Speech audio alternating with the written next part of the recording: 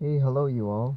I am back and I'm not feeling 100% up to snuff because I think I picked up another flu bug from my work.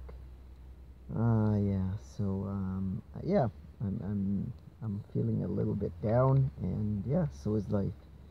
Um the other thing about work is 2 weeks ago I put in to have them cut my hours down and I still haven't heard back from them.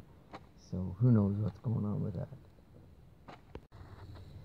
And yes, there has been a good point to this weekend also, and that is I met up with Korean girl at one of the salsa events this weekend, and yeah, I usually catch up with her once or twice a weekend at different salsa events in town or the couple events that I regular. And we always end up chatting quite a bit, sharing our life. She always tells me what's going on in her week and what she's doing and her plans and stuff like that. So we have developed a closeness. And yeah, I've been getting to like her, so I've been trying to slowly build on that. So a couple of times I'd even offered to walk her to her car. I said, I'm going anyway, so, I might as well walk you there, and then I know you're safe and everything's okay. Some of our conversations even obviously revolved around relationships. Are you seeing anyone? Are you single? La da da da da. And she said no, she wasn't seeing anyone. She wasn't really overly interested in a relationship. She was happy in her life at this time. But on the other hand, she said my kids are older now. They're in their late teens. They're on the edge of moving out, and she'd like to travel a lot. She says it would be nice to have somebody to travel live with and not be alone, and not be alone in life sometimes. So companionship is something she was considering.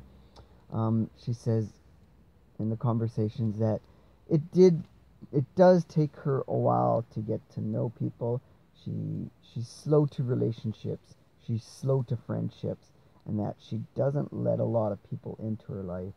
And I can relate to that. Maybe I I can relate to only allowing certain people into my life too. I guess is what the point. I understand. The one time I felt comfortable enough where I thought, you know what, there's enough interest there.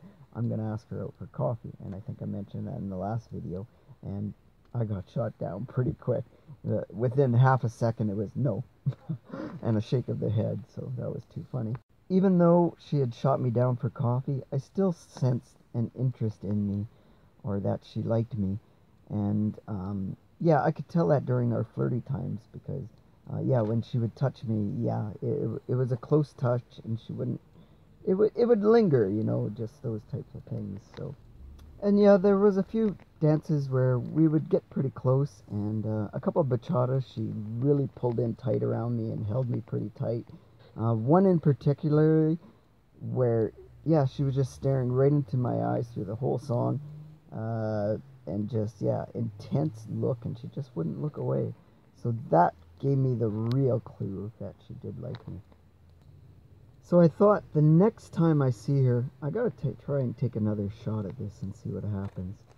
So last night I was talking to her about the dancers on the dance floor, and I said, you know what, this dancer's good, that dancer's good. My favorite is this girl, and my favorite is that guy tonight. And I asked her, you know what is your favorite dancer tonight? Who? Which guy? So she's looking around, she looks around, and then she looks at me and she kind of holds my leg and gives it a little pat, and she says, I like you, your dance, you're my favorite. Oh my god. So I thought, okay, this is it. I've got to come up with something here. So I mentioned to her, oh, I was out close to your place on the weekend. I knew where she lived. She told me. And I said I was hiking up the water, the Coquitlam River there. So I was very close. A great day, perfect height. She says, oh, wow, really? I was out hiking too at that time. She says, that's crazy. And I said, yeah, yeah. I said, you know what? Next weekend I gotta go to Crystal Falls. Have you ever been there? It's so beautiful. Somebody told me at work and that I should check that out. She said, no, no, she hadn't. She said, so I said, you know what? I'm gonna go there this weekend if you want to come with me. Yeah, we can do that, you know. And she said, yeah, I'd like that. She says that would be fun. She says, so I gave her my number or my Facebook, and yeah, so that's what's in the plan for this weekend. I don't know if it's a date. Never asked if it was a date, but yeah, it's somewhere in something, I guess. But first thing, I gotta get rid of this cold because I don't want to be spreading germs and I don't want to be low energy. So yeah, so who knows, boys and girls? Stay tuned, see what happens.